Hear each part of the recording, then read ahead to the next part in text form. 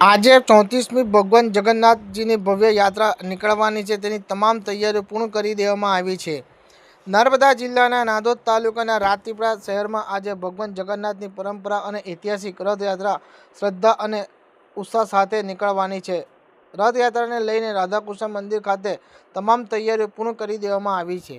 સવારથી જ મોટી સંખ્યામાં ભક્તો ભગવાન જગન્નાથના દર્શન કરવા માટે ઉમટી પડી રહ્યા છે, ત્યારે મંદિર પરિસરમાં ભક્તિમયનું વાતાવરણ છવાયું છે।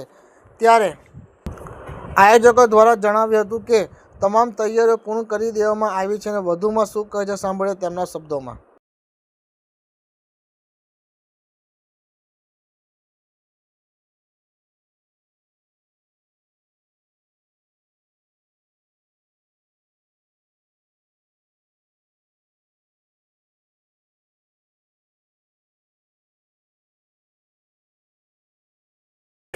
हमारी आ रथयात्रा 34મી रथयात्रा है અને પરંપરાગત રીતે જે દર વર્ષે અમે આજે યાત્રા નીકળવામાં આવે છે એ જ રીતે આજે પણ એ યાત્રા નીકળશે 3:30 વાગે લાલ ટાવર દરબાર રોડ કાઠિયાવાડ થઈને સ્ટેશન રોડ થઈને પરત આવશે।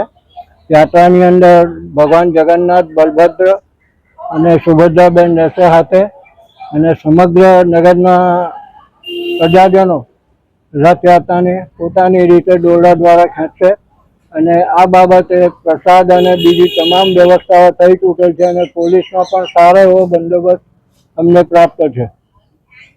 આ યાત્રા નીકળશે દરમિયાન કયા કયા સ્થળ પર યાત્રા જશે, આવું કોઈ નક્કી કરવામાં આવ્યું? યાત્રાનો પહેલો વિરામ છે અમારે લક્ષ્મીનારાયણ મંદિર દરબાર રોડ, બીજો વિરામ છે રણછોડજી મંદિર દશાલાલની વાડી પાસે અને ત્રીજો વિરામ છે અમારો જગન્નાથ ને મિરેકલ હવેલી, ચોથો વિરામ છે લક્ષ્મીનારાયણ મંદિર કાઠિયાવાડ।